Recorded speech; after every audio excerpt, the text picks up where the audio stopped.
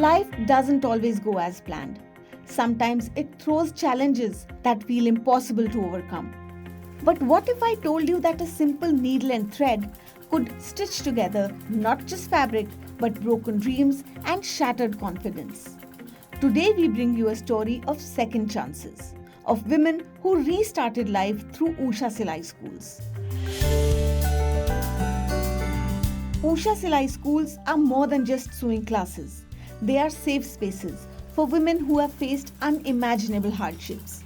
Widows, single mothers, survivors of domestic violence, and even those living with physical challenges.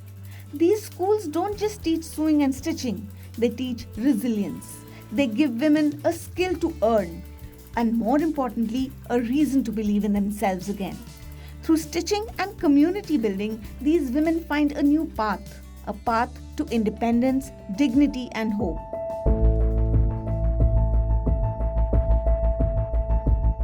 And among these inspiring stories is one that truly stands out. The story of Marifat from Nauhatta, Srinagar. Marifat once lived a life of comfort, but in 2023 everything changed. Her husband passed away suddenly, leaving her widowed and vulnerable. Instead of support, she faced abandonment. Her in-laws turned away and she was left alone to care for her 2 children. मेरे husband के death के बाद जब मेरे ससुराल वालों ने निकाल दिया तो उन्होंने 2 बच्चों के साथ मुझे मायके में दे फेंक दिया। जो उधर प्रॉपर्टी कुछ था, कुछ ही नहीं दिया उन्होंने, मेरे मायके में छोड़ दिया। फिर उसके बाद मैंने सोचा 2 बच्चे, मेरे 15 महीने का बेटा था, 4.5 साल की बेटी थी उस टाइम। तो फिर मैंने सोचा मैं करूँगी क्या इनका, दिमाग काम नहीं कर रहा था। तो इतने खर्चे मेरे घर वाले भी कैसे उठाएंगे, मेरे बड़े भाई की भी शादी है, उसकी भी फैमिली है, तो इतना सारा कैसे मैनेज होगा। मेरे हस्बैंड करते थे कलकत्ता में कश्मीर आर्ट के साथ, तो उनकी उधर ही दिल्ली एयरपोर्ट पे डेथ हो गई। ऊपर से मेरी बेटी को आज तक पता ही नहीं उसका फादर है नहीं। उसको यही दिमाग है कि मेरा बाबा उधर है, वो उधर से पैसे भेजता है, मेरी माँ खर्चा करती है। Imagine the weight of that moment. Dreams shattered, responsibilities doubled, and the crushing question, how will I survive? For months, Marifat struggled emotionally and financially. Yet she refused to give up. And then a neighbor introduced her to the Usha Silai School program. At first, she hesitated. Could stitching really change her life? Could she start over? But she took a leap of faith, chose courage over despair and hope over fear. Marifat went ahead and joined the 9-day residential training, and what she found was more than just sewing skills. She found a community of women who understood her pain, who shared her struggles, and who believed in her strength. फिर मेरी एक जान पहचान ही है, next door neighbour है वो मेरे मायके में, तो उनके साथ रिलेशन बहुत अच्छी है। तो फिर उन्होंने मुझे बोला कि एक जगह है, उधर जाओगी, थोड़ा अपना मेंटल सेट करोगी, थोड़ा मिलोगी लोगों से, थोड़ा उनसे बातचीत करोगी, जानोगी कि क्या है, ऐसे कमरे में बंद मत बैठो। उधर कुछ करना नहीं, उधर वो आपको ट्रेनिंग देंगे, आपको मशीन प्रोवाइड करेंगे। तो दिमाग में था कि कुछ ना कुछ तो करना है, लेकिन ये नहीं था कि सिलाई करनी है। ये दिमाग में मेरे बिल्कुल नहीं था, ये दिमाग से स्किप था, क्योंकि मैंने डबल MA किया हुआ था। तो मैं सोच रही थी कहीं नौकरी मिल जाती तो मैं वो करती। हमारे यहाँ यूनिवर्सिटी ऑफ कश्मीर चलाता है, सोशल वर्क डिपार्टमेंट उषा के साथ चलाता है, तो वो उन्हीं के थ्रू मैं उधर गई। फिर मैं उधर मिली टीचर से, और फिर उन्होंने हमें 9 डेज़ की ट्रेनिंग दी, उसमें हमें मशीन प्रोवाइड की। तो फिर जब मैं 4 लोगों से मिली तो दिमाग थोड़ा सा खुल गया कि नहीं, बहुत सी परेशानियां हैं, बहुत ज़िंदगी अब क्रूशल जाएगी, हार्ड जाएगी ज़िंदगी, लेकिन फिर भी चलना तो है। Slowly, Marifat began to rediscover herself. She learned to stitch, to design, and to dream again. Today, she runs her own boutique near Jamia Masjid in Srinagar. She earns between rupees 8,000 to 15,000 a month, enough to support her children and rebuild her life with dignity. Her boutique isn't just a shop, it's a symbol of resilience. Every stitch tells a story of courage. Every garment carries hope. मैं चाहती हूँ कि जो मुझे लोगों से help मिली कि मैं उस काबिल बनूँ कि लोगों को रिटर्न कर सकूँ। किसी को कभी ज़रूरत हो तो मैं पहले रिटर्न कर सकूँ क्योंकि मैं वहाँ खड़ी थी कि मुझे यकीन नहीं था कोई मुझे हेल्प करेगा। तो मैं भी चाहती हूँ कि मेरी वजह से भी बहुत सारे लोगों को हेल्प मिले। ये नहीं कि मुझे मिला तो मैं बस समेट के रखूँ। नहीं, मैं अपने आप को उधर देखना चाहती हूँ कि 10-20 लोगों को मैं भी हेल्प कर सकूँ, कि वो भी मेरी वजह से चले। Marifat's story is just one among thousands. Usha Silai schools are creating ripples of change across India, empowering women who were once marginalized, giving them equal opportunities and empowering them to convert struggles into strength. एक जो वो independence बोलते हैं जिसको हम, वो आ गई। किसी से मांगना नहीं है, खुद कमाना है। एक अपने लिए सेल्फ रेस्पेक्ट आ गया कि नहीं, मैं भी कुछ कर सकती हूँ, मैं भी 4 लोगों को काम दे सकती हूँ, मैं खुद भी कमा सकती हूँ, अपने बच्चों को पाल सकती हूँ। खुद के लिए एक नई पहचान आ गई, मतलब कि नहीं, मुझे बच्चों के लिए जीना है। वो जो मैं खोई खोई सी रहती थी, अब मैं वो नहीं रहती हूँ। वो पता नहीं, वो नई ज़िंदगी के 9 दिन नहीं बोल सकता, आपसे कोई नहीं ले सकता। मेरी ज़िंदगी में वही सच में ही चेंज आ गई। एक सेल्फ रेस्पेक्ट आ गया अपने लिए। There are many Usha Selai School women who have rebuilt their lives after having faced many hardships and personal challenges like loss, abuse, social discrimination, and even physical disability. Through continuous support, these women are not just earning their own livelihood, but have been able to get a renewed sense of self-worth as well as identity. They've also got a new perspective now, and they don't see themselves as victims, but as change makers as well as role models. This empowerment and courage has created a ripple effect among other women in the community who now want to step out of their own restrictions and want to get into self-reliance. And this wave of empowerment reaches far beyond Srinagar. In Kalukheri, a small village just 3 kilometers from Ujjain city in Madhya Pradesh, lives 37-year-old Jyoti, a woman whose life is a testament to resilience and renewal. Married as a child, she was thrust into motherhood before she understood life. 4 years she lived locked behind doors, silenced, controlled, and crushed under a husband's addiction and violence. 14 years went by in fear and survival, until one day she realized the truth. Staying was destroying her, and walking away was the only way to save her dignity, her future, and herself. 14 साल की उम्र में मेरी शादी हो गई थी।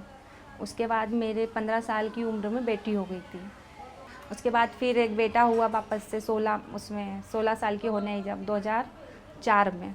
फिर 2005 में एक और छोटा बेटा हो गया जब मैं 17-18 साल की हुई थी। जब थोड़ा मेरे हस्बैंड का बर्ताव बढ़ता चला गया, दारू पीना, मार पीट करना, इससे बात नहीं करना, उससे बात नहीं करना, ऐसे धीरे धीरे करके 14 साल तक निकाला। अब धीरे धीरे अक्ल आती गई कि अभी अपन पे अत्याचार हो रहा है बहुत ज़्यादा, तो मुझसे सहन नहीं हुआ। मतलब मकान वगैरह घर के सब थे तो सब मिटा दिए दारू में, सब बर्बाद कर दिया, कुछ भी नहीं बचा उसमें। उसके बाद में फिर कहीं कलारी पे पड़े हैं, कहीं कहाँ पड़े हैं, माँ से उठा के लाओ। तो मैंने कहा ऐसे आदमी के साथ जब अपनी इज्जत खराब ही हो रही तो कोई मतलब ही नहीं है, तो मतलब छोड़ देने में भलाई है। And through it all, Jyoti continued to wear her Mangalsutra and Sindoor. Why? Because she believes that when a woman displays symbols of marriage, she is treated with respect rather than looked down upon, and no one approaches her inappropriately.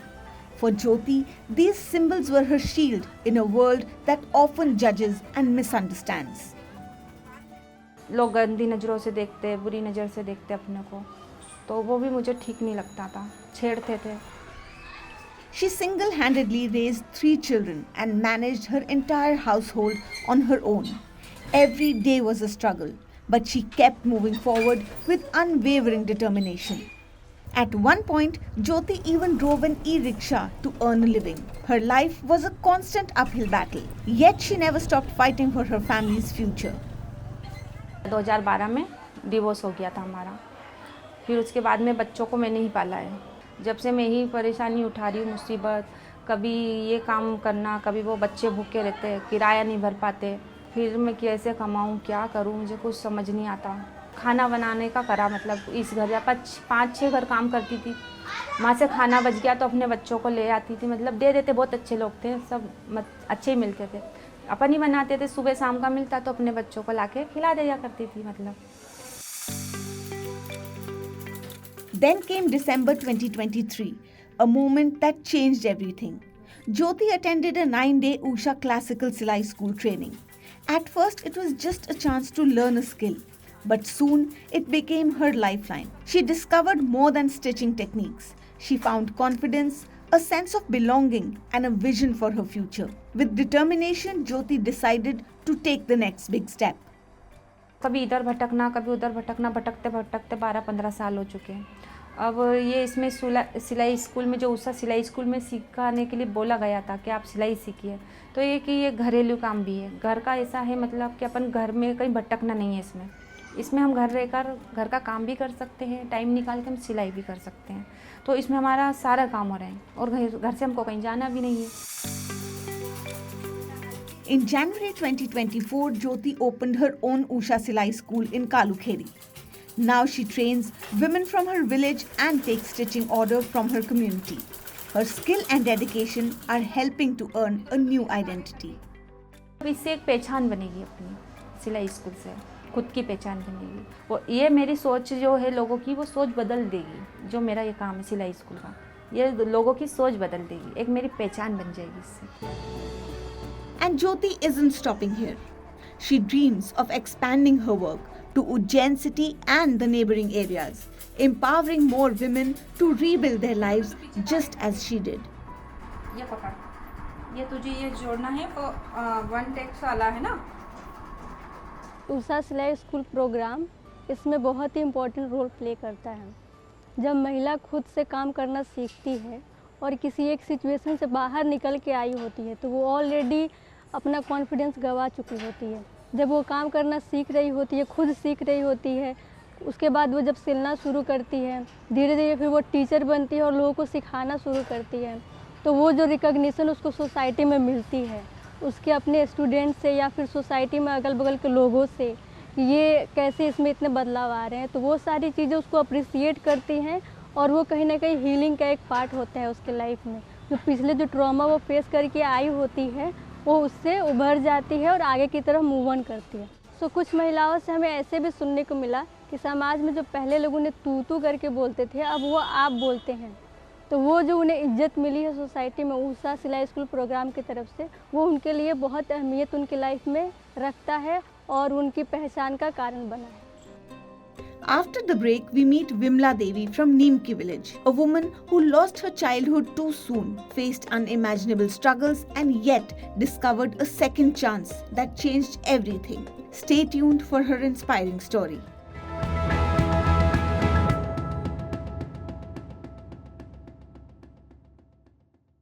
Brought to you by Usha.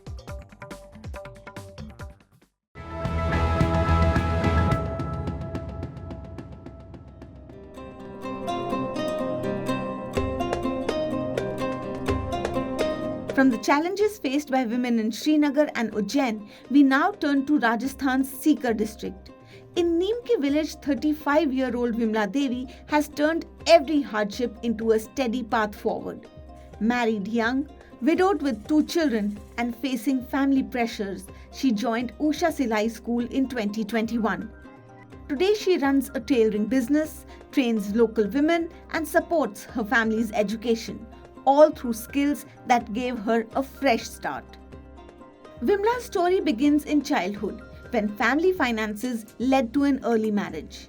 At just 10 years old, she left school and took on household responsibilities, putting her studies on hold. 10 साल की उम्र में बड़ी बहन के साथ हमारी शादी हो गई तो दूसरे घर जाना पड़ा। ससुराल जाने के बाद में मैं घर के काम में बिजी रहने लगी, तो मैं पढ़ नहीं पाई, मेरा सपना अधूरा रह गया।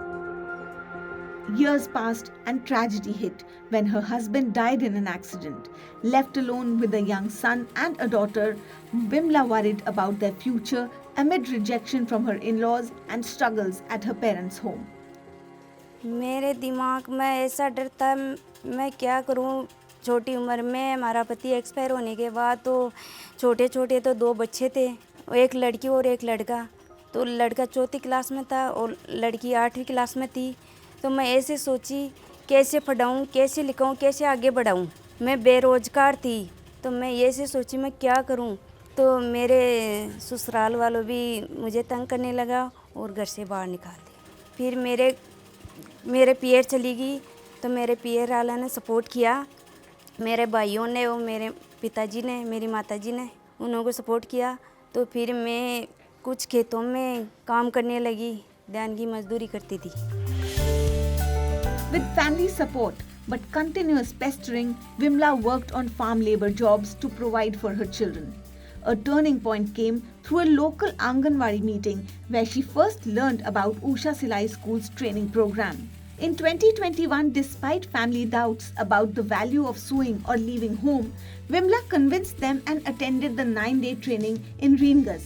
It was her first time away from the village, where she learned machine operation and basic stitching from supportive trainers. उन्होंने सभी को देखी, महिला को ये सोची भाई हाँ यहाँ पे तो मशीन तो मिलेगी या रोजगार करने आए तो हम भी करेंगे। फिर मैं देखी, मेरे को बहुत अच्छा लगा। धीरे धीरे फिर मैं सिलाई सीखने लगी। मेरे को मशीन भी चलाने नहीं आती, फिर मैं मशीन चलाने सीखी, सिलाई सीखने लगी। ये Shyam ji sir, Mohan ji sir, Vijay ji sir, Dharmendra ji sir, संतोष में मेरे को बहुत अच्छे लगे। फिर मैं अच्छा खाना खिलाया, अच्छा खेल कूद करवाया। पहली बार गई थी मैं तो मैंने बहुत अच्छा लगा। मेरे को मशीन मिली वहाँ पे और सर्टिफिकेट मिला और मैं घर पे आई थी। गांव वाले, पड़ोस वाले, मेरे भाभी माँ, सब घर के माँ सभी देखे थे। तो ऐसे सोची वो आपने तो मशीन लेके आई हो, जो जिद करी वो पूरी कर लेनी। Returning with her machine and certificate, Vimla started taking local orders and soon earned rupees 8,000 to 10,000 a month. She began teaching women in her village. In 2022, she remarried tailor Mewaram and together they run a business in their village, sharing tasks and designs. Vimla's income now covers private schooling of her daughter who was preparing for medical exams in Sikar, and her son is in the 12th grade. The community respects her shift from laborer to tailor, and she advises women against early marriage during her classes. घर पे आके सिलाई करने लगी, फिर मेरे साथ महिला जुड़ने लगी धीरे धीरे। फिर नए डिजाइन के कपड़े बना के देती और वैसे बोलती मेरे को भी सिलाई सिखा दो। तो मैं उन्हों को भी सिलाई सिखाने लगी और मेरा अच्छा काम चल रहा है। और मैं मेरे बच्चों को भी पढ़ाई लिखाई। पहले तो सरकारी में पढ़ता था, फिर मैं प्राइवेट में पढ़ाई। हमारी कोई इज्जत ही नहीं थी। तो मशीन के बाद में, सिलाई करने के बाद में मेरी इतनी इज्जत हो गई। तो हमारे पास नई मैडमा, लेडीज़ सब आती थी हमारे पास। तो मेरे को ऐसे बोलती, आप तो ध्यान की मजदूरी करती थी और आप सिलाई करने लगी, आप तो टेलर बन गई। उस सिलाई का बहुत बहुत शुक्रिया। तो मैंने ये इतनी आगे पहुँचाई। जो भी महिला है तो हमारे पास सिलाई सीखने आती है तो मैं उनको ऐसे बोलती हूँ, आपकी बेटी की छोटी उम्र में कभी शादी नहीं करना चाहिए, क्योंकि मेरी शादी हो गई तो फिर मेरे पछतावा हो रहा है। प्रोग्राम सिर्फ सिलाई सिखाने का प्रोग्राम नहीं है, वो पूरा माइंडसेट चेंज करने का प्रोग्राम है। क्योंकि जब वो 9 डेज या 7 डेज, पहले हम 7 डेज करते थे, अब 9 डेज, जब 9 दिन की जब वो ट्रेनिंग में आती है, वो रेजिडेंशियल ट्रेनिंग है उनके लिए। वो वहाँ रहेगी, वहाँ खेलेगी और महिलाओं के साथ करेगी। यानी जीवन में जो उन्होंने नहीं किया, उनके सपने कहीं न कहीं पीछे छूट गए, तो कहीं न कहीं वो पीछे रह गया है, वो प्रोग्राम उसमें इनबिल्ट करता है, मिलाता है। इसलिए वो महिलाएं सिर्फ सिलाई करना नहीं सीखती है, वो इंटरप्राइजेस बनने का पूरा प्रोसेस से गुजरती है। वो लाइफ स्किल के सेशंस लेती हैं। जो महिला उस प्रशिक्षण में आ रही है वो एंटरप्रेन्योर बन रही है, वो इंटरप्राइज सेटअप करने के प्रोसेस में है। 2011 से हमें पूरा प्रैक्टिस, ये पूरा प्रोग्राम प्रैक्टिस पे है। हम लोगों ने एक छोटा मॉडल बनाया, उस मॉडल को हमने समाज में प्रैक्टिस के साथ साथ सीखा। तो इन जैसी हमारा एक तो पूरा क्राइटेरिया बना हुआ है कि कौन सी महिला होगी जो इस प्रोग्राम की पार्ट होगी। जैसे उसकी क्या एज होनी चाहिए, वो किस सामाजिक और आर्थिक बैकग्राउंड से आएगी। जो सबसे अंतिम छोर पे है, सामाजिक और आर्थिक रूप से सबसे कमज़ोर है, वो इस प्रोग्राम की पार्ट है। उसके साथ साथ उसके कुछ और कंपोनेंट है कि वो उस गांव की वो उस गांव की बहू है कि नहीं है, क्योंकि बहू होगी तो पूरे प्रोसेस को चलाएगी पूरे। तो वहाँ तक पहुँचना ये एक पूरा प्रक्रिया का हिस्सा है। तो जब विमला का सिलेक्शन हम करने गए तो हमने गांव के बहुत सारे लोगों से पूछा, बहुत सारे लोगों से पूछते आंगनवाड़ी के लोगों से पूछते, और फिर विमला का नहीं आना, विमला भी कुछ कह रही थी, भाई और भाभी नहीं मान रहे थे, नहीं भेजेंगे, फिर भी हमने ट्राई किया। ऐसे हर केस में होता है, यानी एक एक महिला का सिलेक्शन इतने कमाल से किया जाता है कि उसमें वो फिट है कि नहीं। अगर वो फिट नहीं होगी, आज अगर हमने सिलेक्शन में ऊपर नीचे कर दिया है तो मान के चलिए कि वो इम्पैक्ट सिलाई स्कूल पे आने वाला है। वो सिलाई स्कूल या तो चलेगी नहीं तो फिर हमारे लिए बहुत बड़े स्ट्रगल हो। तो वो सिलेक्शन प्रोसेस इतना स्ट्रॉन्ग है कि विमला जैसी बहनों के पास पहुंचना ही पड़ेगा उस पूरे प्रोसेस में। Vimla's progress from daily labor to a respected entrepreneur shows how Usha Silai schools create real change. Like the women from earlier stories, her experience proves that targeted training and support can open doors to income, family stability, and community roles for those ready for a second chance. It's not just about earning money, it's about regaining confidence, reclaiming identity, and rewriting the narrative of life. And sometimes all it takes is a needle, a thread, and a second chance. So the next time you see a piece of beautifully stitched fabric, remember, it might carry the story of a woman who stitched her way back to hope.